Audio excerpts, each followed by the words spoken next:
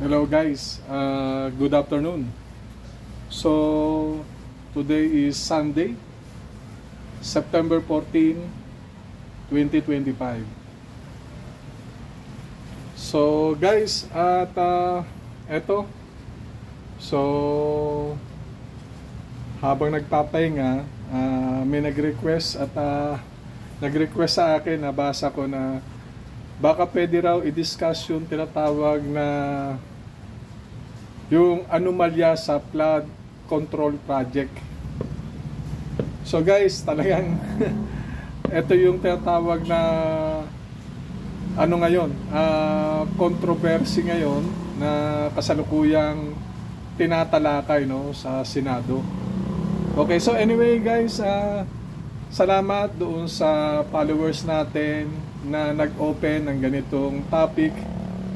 So anyway, ibibigay ko lang kung ano yung mga nalalaman ko, no? Although marami yung tinatawag na right person para mag-explain ng tungkol sa ganito. Okay. So anyway, salamat ulit, no? So regarding sa tinatawag na flood control projects, actually, kung mapapansin nyo, no? Kung mapapansin lang natin, guys, marami, no? Maraming mga lugar sa ngayon, no, na konting ulan, no, konting ulan lang o buhos ng ulan, bigla ang buhos ng ulan, sabihin na natin. Kahit nga sabihin natin, kahit 1 oras, 2 oras. So, masusurprise kayo guys, bakit may mga lugar na talagang madali ang pag-akyat ng tubig o yung tinatawag na yung pagbabaha, no? So, imagine guys, kumbaga, hindi pa tinatawag na whole day na rainy na binibigay, no? Yung whole day na pag-ulan, no? Kumbaga, oras lang to guys, oras lang. Imagine, dyan sa Quezon City, talagang sadyang lumubog, no? Yung may mga part dyan na lumubog, gawa nga ng sa matinding pagbaha. So guys, ito yung sasabi natin na may mga iilan, no? May mga iilan na kababayan natin, lalo na medyo, ayan yung mga tatawag na mga contractors, no? Na kung saan nagkakaroon sila ng project sa gobyerno. Ngayon, ang problema guys, yung tinatawag na mga materyales na inilalagay, ito yung mga substandard, no? Kasi gusto nga nilang kumita ng malaki kahit na ang ilagay nilang mga materyales ay hindi na-meet yung standard, no, kung saan na dapat ilagay. Kumbaga, tinipid yung project nila, no? Kasi ang target nila is kumita. Guys, ito na ngayon nangyayari, no? Nangyayari na ngayon na konting pag-ulan at nakakaranas yung mga iilang bahagi ng ating mga kamay nilaan, no, na ito ay kaagad nilulubog ng baha dahil nga sa tinatawag na substandard na mga materyales na nilalagay. Kaya nga ang lungkot isipin guys, napakalungkot isipin. Bakit kamo? Kasi nga lahat ng mga kababayan natin na nagtatrabaho at inaawasan, no? Kumbaga, dinididakan ng tinatawag na tax, no? Yung tax, guys, napaka sakit kung titignan mo kasi grabe ang pagsingil ng tax. So sabihin na lang natin na nasa proseso o nasa tamang computation, no? So ibig sabihin nasa tamang lugar kung saan ang bawat isa o bawat mamayang Pilipino na nagtatrabaho ay kinakaltasan ng tax. Okay lang yun, walang problema. Ngayon, ang nagiging problema, yung kinakaltas na tax guys, yung kinakaltas na lang. Saan ba ito napupunta? Doon napupunta sa mga maling tao, no? Imagine, nilulustay yung tax na nakukuha nila. Paano? Sa ganitong pamamaraan. So, lahat ng mga proyekto ng gobyerno na kung saan mapa-highway yan, mapa-flood control yan, o anumang mga project sa gobyerno, bago ibigay yung o makarating doon sa tinatawag na lugar.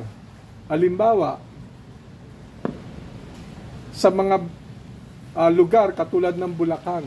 So bago dumating yung tinatawag na budget, marami ng pinagdaanan yan. So meaning, marami ng mga deduction. Hanggang dumating doon sa punto, no? Doon na mismo, andyan na yung tinitipid. Kasi may mga ilan na gusto rin kahit papano ay kumita, na which is talagang ganun ang kalakaran. Ngayon, ang problema guys, nagsasaper na. Eto na, simula na. Nagsasaper na yung mga kababayan natin. No? Kaya buti na lang ito ay binuksan at binigyan ng focus kung saan tinatalakay kung sino ba yung tinatawag na mga involved sa ganitong pangyayari. Kasi guys, akalain nyo, yung tax ng bawat isa, napakalaki niyan. Pag inipon yan, matindi yan, matindi. Tapos, ang masakit sa kalooban natin, tayo na nagtatrabaho, na yung kinikita natin. So, pag nakita mo yung figure, no, kala mo malaki. Then, pag inawasan ka ng tax, nako, parang guguho ang mundo mo. Wala kang magawa eh. Kinakailangan mong kaltasan ng tax. Kaso, ang problema, saan ba nakakarating o saan ba nauuwi yung kinakaltas sa ating tax? So, ayun yung guys. Kaya nga, sa ngayon, mahirap na magtiwala eh. Mahirap na magtiwala guys doon sa mga taong nagpapanggap. May mga ilan nagpapanggap, bumabatikos sila, no? Binabatikos nila yung mga sangkot o involved. Kaso ang problema, yung bumabatikos guys, isa rin siya nakasabwat doon sa pangyayari. Pero anyway, ay yung mga bagay na ganoon ay mahabang proseso yan, no? Hindi natin masabi kung ano bang tama at totoo, no? Kaya maraming mga hearsay o sinasabi nila ng mga kasabwat. So, ayan ay hindi pa natin napapatunayan. Kinakailangan masusing pag-iimbestigasyon. Kasi mahirap kasi mag-pinpoint ng isang tao nang wala kang sapat na batayan. Ayun lang yung kasimple. Kaya maraming mga hearing na si Kwan ay kasabwat pero wala tayong sapat na ebidensya para paratangan ng isang tao. Kaya nga, kung magkatotoo man yun na ganung bagay, na mismo sa pamahalaan na naninilbihan ay isa sa kasangkot o involved, parang nawawala na yung tiwala mo. No? Hopefully, sana ito ay mga tinatawag na sabi-sabi lang, no? Na naway mabigyan nila ng tamang paliwanag na hindi sila involved doon. Kasi guys, ang hirap. Parang hindi mo na alam kung sino yung tao na dapat mong pagkatiwalaan sa gobyerno. Ang hirap. Kaya nga, sabi nga natin, naniniwala pa rin kami, no, sa mga leaders o sumasakop na magkakaroon ng tamang direksyon yung mga bagay na ganito, no? So hindi naman natin tini-turn down yung ating pananalig sa kanila. So patuloy pa rin kaming nananalig na naway maging maayos at mabigyan ng tamang direksyon. Kasi guys, kung ilalagay lang natin sa tamang pamamaraan yung mga nalilikom na tax, definitely siguro wala tayo o bibihira tayo makakarinig ng pagbaha doon sa mga ilang lugar. o yung mga tinatawag nilang substandard o pagguho kung ano man yung nilalagay nila, no? Kasi nga, ang inuuna kasi guys sa ngayon ay kumita, hindi yung makatulong sa ating mga mamamayan. Kasi yung mga iba na kumikita, siyempre, sila ay safe. Kasi nga, hindi sila affected dun sa lugar na yun, malayo sila. Pero at the end of the day, kung isipin natin guys, ito yung konsensya. Konsensya na lang kung saan yung mga kababayan natin na affected doon sa pagbaha ay nakakalungkot isipin, nakakaawa, na kung saan minsan nagbubuwis pa ng buhay. So yun yung guys, dahil nga sa mga katiwalian na ginagawa. Kaya hangad namin na maging maayos, no? Maging maayos ang takbo, at naniniwala kami na meron rin naman talagang masasabing leader na kung saan itataguyod nila ang tamang pamamaraan. Kaya nga patuloy kaming nananalangin na malutasan ang problema na ating kinaharap, no? Na sana doon sa mga tao na naging involved, no? Naging involved, sana ma-realize natin na etong bagay na ganito na pinasok natin ay hindi lang isang tao o dalawang tao ang nagsasuffer. Maraming kababayan natin na nagsasuffer. Lagi lang natin tandaan yan. Kaya sabi nga natin, unahin natin na makatulong, no? Makatulong tayo. Kasi kapag ito ay yung mga proyekto ng gobyerno ay nailagay sa tama, definitely yung bansa natin, no, makikilala tayo, no, sa ASEAN. Isa tayo sa pinagmamalaki, no? Marami tayong mga proyekto na tinatawag na talagang standard. Pero kung yung ganitong sistema, paano pa natin itataguyod yung bansa natin kung tayo ay nagkakalamangan, no? Kasi mahirap. Hindi pinupulot ang pera, no? Pinaghihirapan to guys ng bawat isa na kung saan doon kinukuhanan ng tax, no? Then mga ilang katao lang ang makikinabang ng tax. Akalain mo yan, ang sakit sa kalooban, no? Ngayon nagtatrabaho ka, okay, nagtatrabaho ka. Ngayon pag payday na, tignan mo yung payslip mo. Una mong makikita dyan yung deduction sa tax. Nakakalumo, tignan, nakapanghina ng katawan na wala kang magawa kasi ito ay obligasyon mo bilang isang mamamayan, no? Na ito ay nilalagay sa mga proyekto ng gobyerno, which is agree naman tayo dyan. Kaso ang problema lang, etong masakit, ang problema lang, hindi tamang tao ang pinagbigyan. Ayun lang yun. Kaya sana nananalangin pa rin kami na maging maayos ang takbo ng panahon, at naniniwala kami na ito lahat ng problema o lahat ng mga tinatawag na dinidiscuss, no?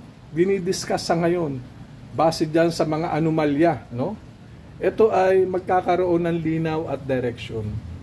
Okay? Kaya nga, lagi lang natin tandaan, tayo ay matakot sa karma. Karma lang. Kasi, kala mo nakalamang ka sa kapwa mo, naging mataas ka sa kanila, pero hindi mo mamamalayan na darating yung panahon, no? Darating yung panahon mismo, magugulat ka na lang bakit nangyayari sa buhay mo to. Kasi, may mga bagay na ginawa ka, o may mga iilan tao na sadyang tinawag nga natin na ginawan mo ng paglalamang, no? Kasi pag nanglamang ka, actually, hindi naman kaagad bukas, mamaya sisingilin ka. Hindi yon. Ang ginagawa niyan, dahan-dahan kung paano ipamulat sa'yo o iparamdam sa'yo na yung mga bagay na ginawa mo, eto yon.